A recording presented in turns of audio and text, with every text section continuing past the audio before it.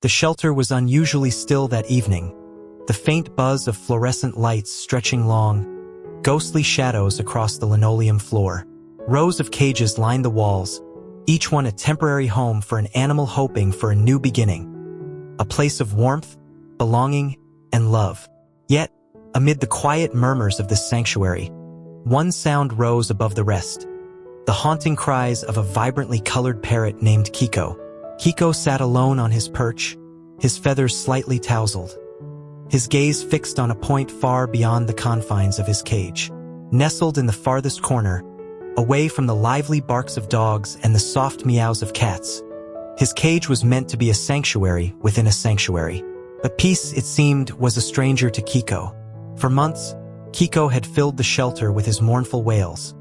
Not the cheerful chirps or playful squawks one might expect from a bird, but a deep, heart-piercing lament that reverberated through the halls.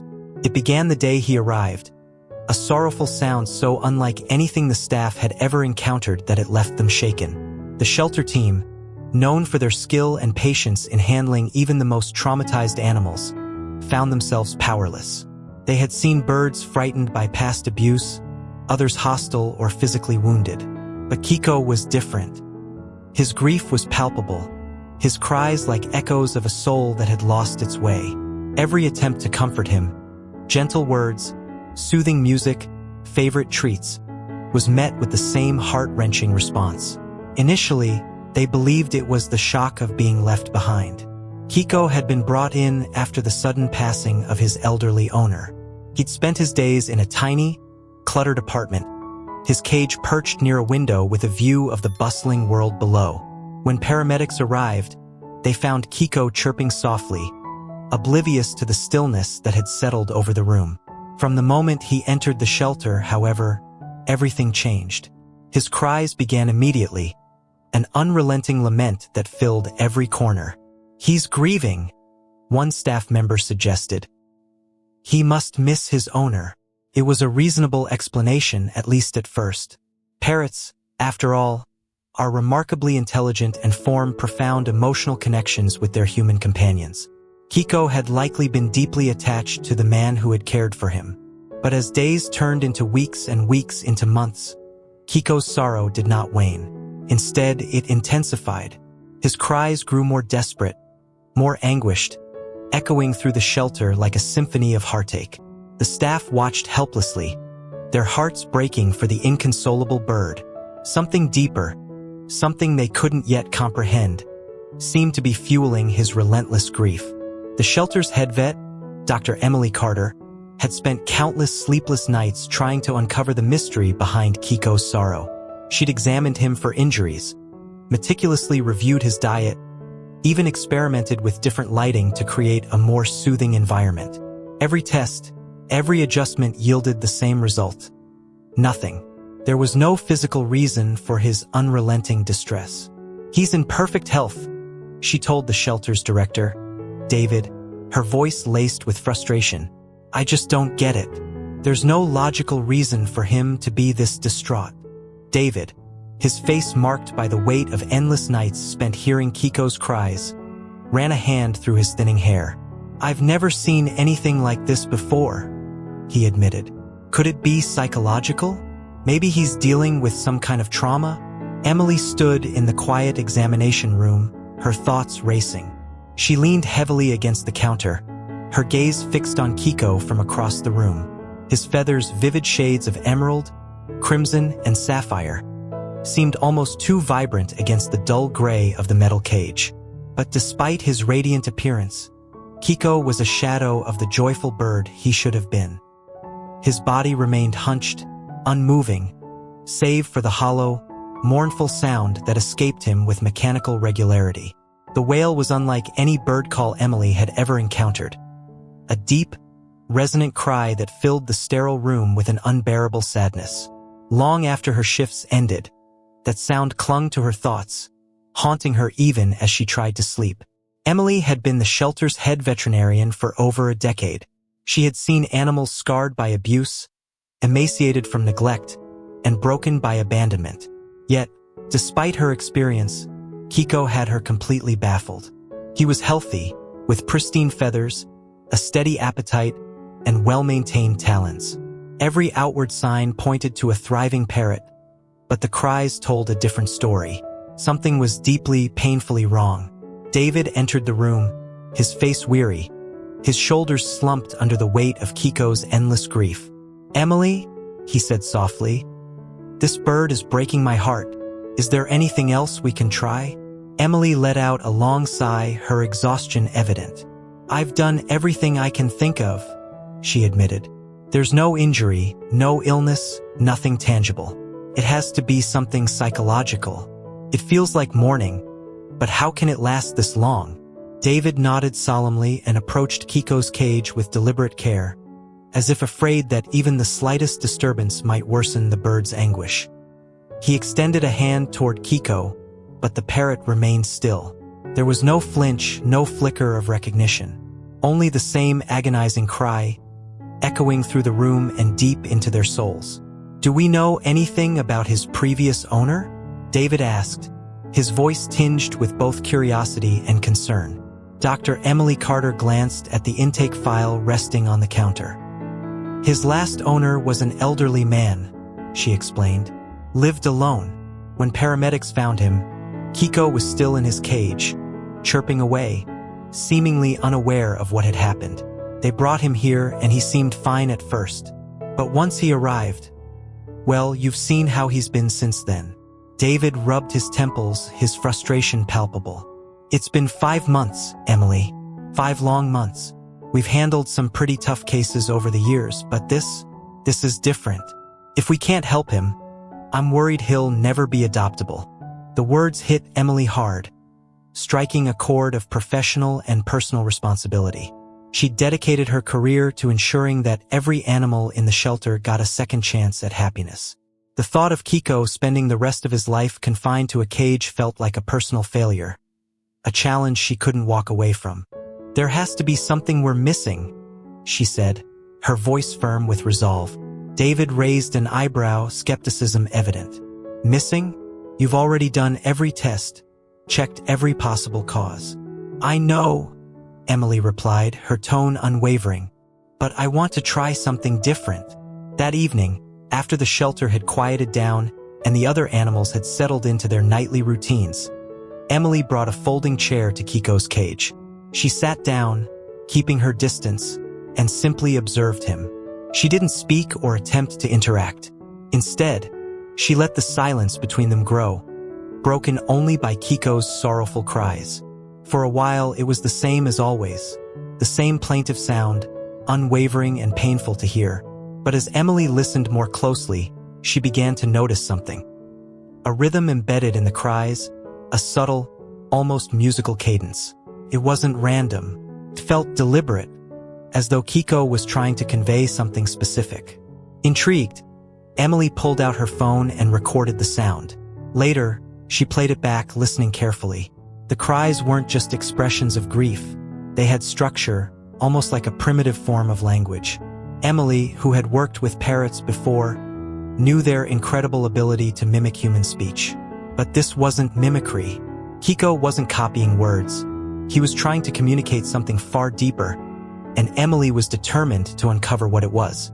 The next morning, Emily brought the recording to her friend, Dr. Liam Turner, an animal behavior specialist known for his expertise in decoding unusual animal communication. "It's strange, isn't it?" Emily said as she handed him her phone. "I've never heard anything like it." Liam pressed play, his expression growing serious as the sound filled the room. His brow furrowed in concentration. "You're right," he said after a moment. "This isn't typical. It's not just random noise. It's deliberate, almost like a message. But it doesn't sound like any word or phrase I've ever heard from a parrot," Emily replied. Liam nodded thoughtfully. "I don't think he's mimicking human speech. This feels deeper. It's as if he's stuck in a loop, reliving something over and over. Could be a response to trauma."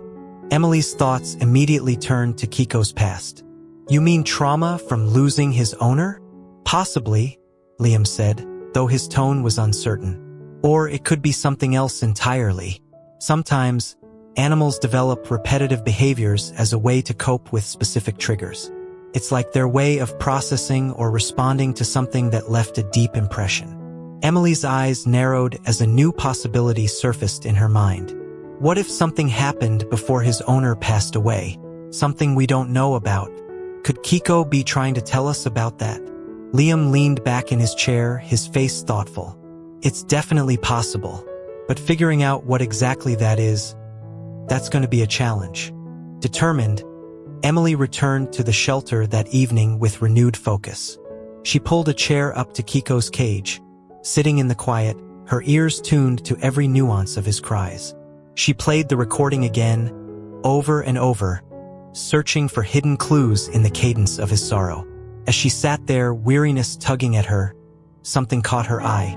On the bottom of the cage, half hidden beneath layers of crumpled newspaper, was a small, inconspicuous object. With a mix of curiosity and anticipation, Emily reached in and carefully retrieved it. It was an old, tarnished brass key, simple in design, yet wholly out of place in Kiko's cage. Emily held it up, her heart beginning to race. How long had it been there? And more importantly, why was it in Kiko's possession? Her pulse quickened as a surge of possibility coursed through her. Was this key a relic from his life with his previous owner? Could it unlock more than just a physical door? Perhaps it held the answer to Kiko's unrelenting grief, a clue that might finally unravel the mystery of his cries. Emily couldn't shake the feeling that the key held a crucial piece of the puzzle. Determined to uncover the truth, she decided to dig deeper. The next day, she drove to the apartment building where Kiko's previous owner had lived. The place had an air of neglect, its hallways dim and lifeless. She approached the building manager, a grizzled older man who didn't seem eager to assist. But when Emily mentioned the key, his demeanor shifted. "That old man," he said, his voice rough with years of unfiltered smoke. "He had a storage unit down in the basement, always kept it locked, never let a soul in." Emily's pulse quickened. "Do you still have the key?" The manager shook his head. "Haven't touched it since he passed.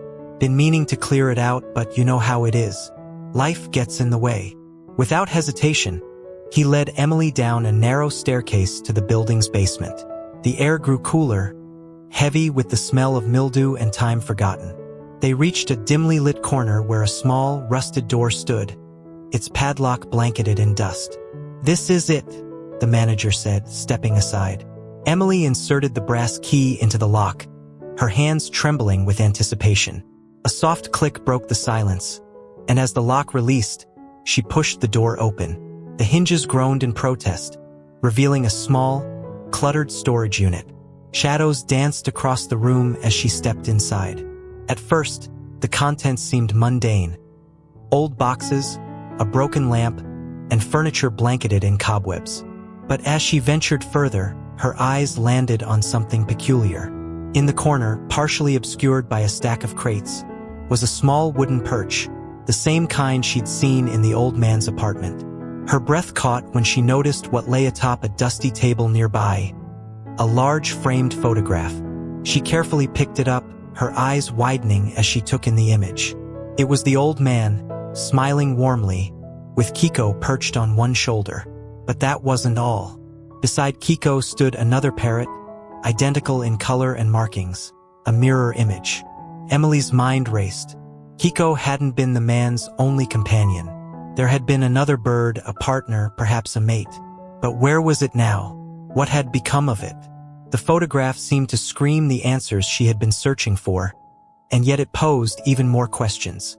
Emily's heart ached as the weight of Kiko's cries suddenly felt heavier. His sorrow wasn't just for his owner. It was for the companion he had lost. Suddenly, everything became clear. Kiko's cries weren't just expressions of sorrow. They were desperate calls, a plea for his missing companion. He hadn't merely lost his owner. He had been torn away from his mate, the one constant in his life. Emily's heart raced as she rushed back to the shelter, a singular thought consuming her mind. Could the other parrot still be alive?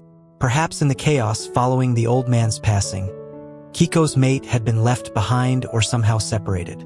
The idea seemed far-fetched, but it clung to her, refusing to let go.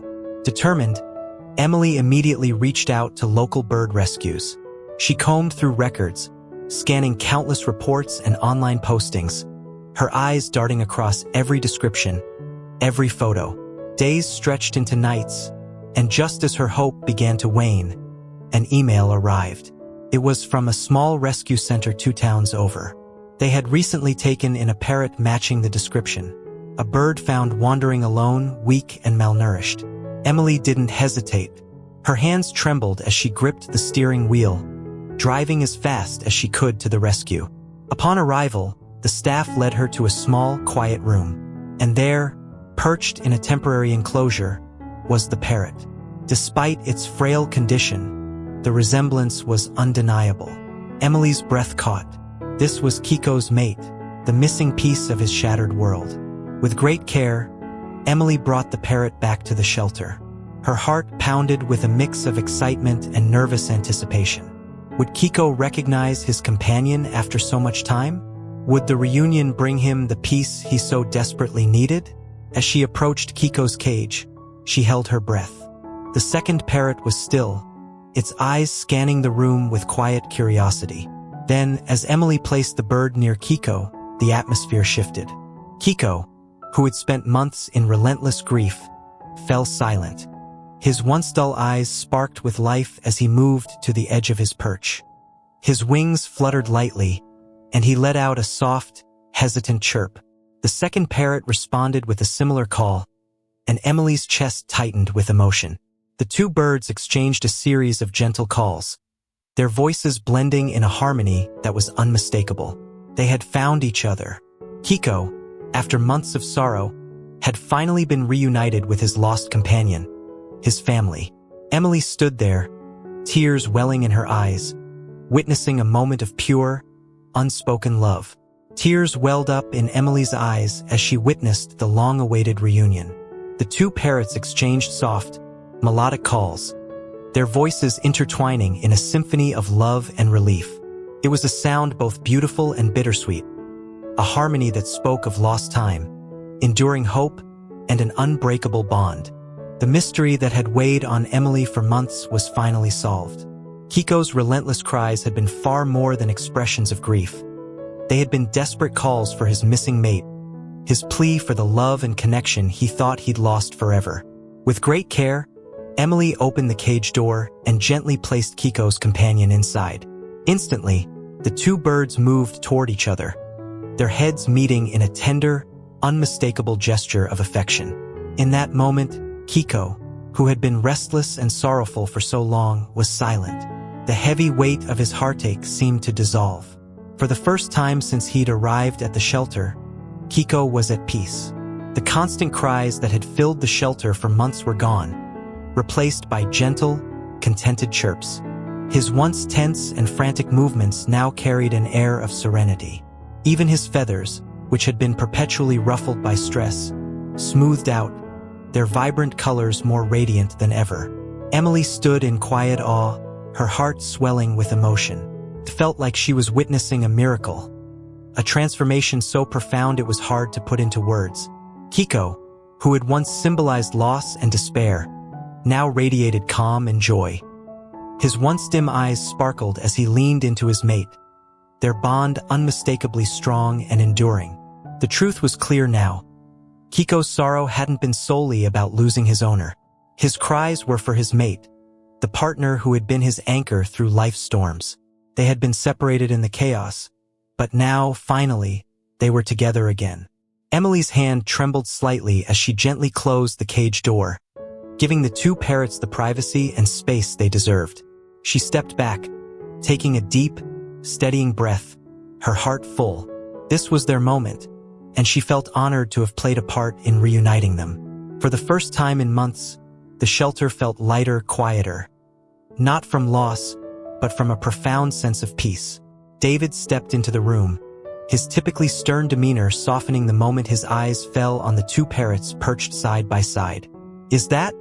he asked, his voice trailing off. Emily nodded, her gaze never leaving the reunited pair.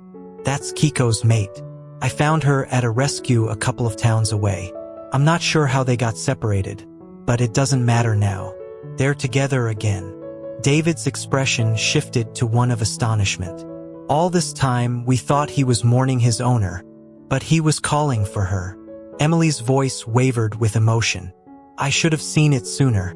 His cries, they weren't just about grief. They were a search, a desperate plea for something or someone he couldn't live without. David leaned against the counter, shaking his head in disbelief. And now, Emily allowed a soft smile to spread across her face. Now he's quiet, finally at peace. For a while, they stood in silence, taking in the profound transformation before them. Two birds, once separated by tragedy, were now reunited. It felt as though the entire shelter exhaled a collective sigh of relief. The sorrowful wails that had haunted them for months were gone, replaced by the gentle, soothing hum of contentment. Yet, even as Emily's heart swelled with joy, a lingering question tugged at her thoughts. Kiko's cries had been so profoundly desperate, so unlike anything she had ever heard. Was there more to their story? Could something even more tragic or terrifying have happened? In the days that followed, the shelter basked in an unusual sense of joy. Kiko and his mate, whom Emily decided to name Luna, quickly became the center of attention. Their bond was undeniable, their affection for each other a source of inspiration. Every chirp, every tender nuzzle or preened feather seemed to uplift the entire shelter. Emily couldn't help but feel a swell of pride and warmth every time she saw them together. Kiko's restless sorrow was gone, replaced by a quiet, steady happiness. Their love had not only survived unimaginable separation, it had thrived, lighting up the lives of everyone who witnessed it. But Emily couldn't shake the feeling that something was still amiss. The key, the storage unit, the old man's solitary life. It all seemed too perfectly aligned, as if a hidden thread connected them. The thought nagged at her, an itch she couldn't scratch. Then, as if the universe had decided to deliver the answers she sought, Emily received a call one morning. On the other end of the line was a woman who introduced herself as the old man's niece. She had come across a social media post about Kiko and Luna's reunion and wanted to know if the birds were safe. Grateful for the chance to learn more, Emily brought up the key and the storage unit, hoping the niece might shed some light on her late uncle's life, and, more importantly, on Kiko and Luna's mysterious past. There was a moment of silence before the woman spoke again, her tone suddenly heavy with unease. You found the key to his storage unit? Yes, Emily replied, her heartbeat quickening. Why? Was there something significant in there? The niece's voice dropped to a near whisper, laced with caution. I'm not sure how to explain this, but my uncle, he wasn't just storing old furniture in that unit. There was something else, something valuable.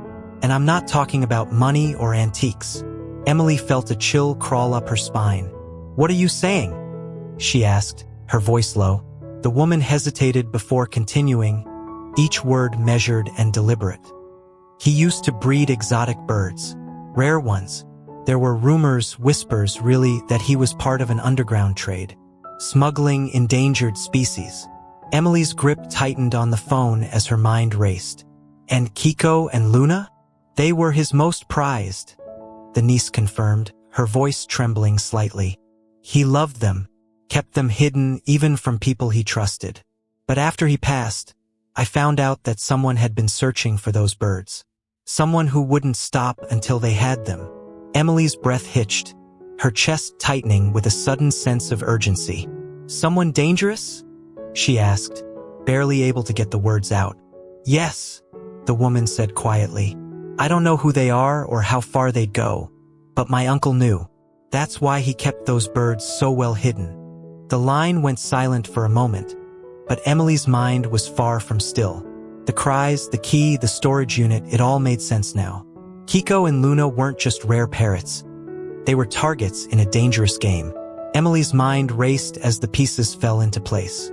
She thought back to the storage unit, the hidden perch, the photograph of the two birds perched side by side.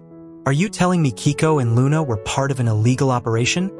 She asked, her voice laced with both disbelief and dread. The niece sighed, her voice thick with regret. "I can't say for certain, but I believe so. My uncle adored those birds, but he also knew their worth. More than just sentimental. They were rare, and rare makes them valuable. Valuable enough for someone to go after them." A chill spread through Emily as realization hit her. The cries that had haunted the shelter for months weren't just cries of grief or longing. Kiko hadn't only been calling for his mate. He had been crying out of fear, a desperate, primal fear for their safety. Emily ended the call, her hands trembling. She turned her gaze toward the cage where Kiko and Luna sat quietly, their heads resting against each other in peaceful companionship. They seemed so blissfully unaware of the storm brewing just beyond the shelter walls. And yet Emily couldn't shake the growing sense of danger. If the niece's suspicions were correct, Kiko and Luna weren't just two parrots in need of a home. They were highly coveted, perhaps even endangered. Worse still, if someone had sought them before, they could very well try again. Over the next few days, Emily's anxiety grew. She kept a vigilant watch over the birds, ensuring they were always safe and accounted for. The thought of someone breaking into the shelter left her on edge, every sound making her heart pound. Then, one evening, her worst fears came true. As she pulled up to the shelter, the flashing lights of police cars pierced the darkness. Without hesitation, Emily rushed toward the entrance, pushing past the officers gathered outside. Inside, David was pacing, his face pale and tense. "Someone broke in," he said, his voice breathless. "They went straight for the bird room." Emily's blood ran cold. "Kiko and Luna, are they safe?" David nodded quickly. "They're fine. Whoever it was didn't get to them." Emily let out a shaky breath, relief flooding her. But the incident solidified what she already knew. This wasn't over. Whoever was after the birds would not stop, and their determination was dangerous. She wasted no time contacting the authorities, providing them with every piece of information she had, including the niece's account of the underground trade. Together, they worked to secure a safe sanctuary for Kiko and Luna, a place far from the shelter, where they could live freely without fear of being hunted. It was the only way to ensure their safety, and Emily was ready to do whatever it took to protect them. In the end, Kiko and Luna were relocated to a wildlife sanctuary that specialized in protecting endangered species. The sanctuary was far removed from the dangers that had once threatened them, offering the freedom and safety they so desperately deserved. Saying goodbye was bittersweet for Emily. Her heart ached as she watched them go, but she knew this was the right decision, the only decision. The day they left, Emily stood beneath the towering canopy of the sanctuary's trees, her eyes following the vibrant flashes of green and red as the two parrots disappeared into their new home. A profound sense of peace washed over her. Kiko and Luna, once prisoners of fear and sorrow, were now free. What had begun as a story of loss and uncertainty had transformed into one of hope and renewal. In the weeks that followed, the shelter felt quieter without Kiko's presence. But this silence wasn't heavy with sadness. It was light, almost reverent. The kind of peace that comes from knowing a job has been done well. For Emily and the shelter staff, the knowledge that Kiko and Luna were thriving brought an overwhelming sense of fulfillment.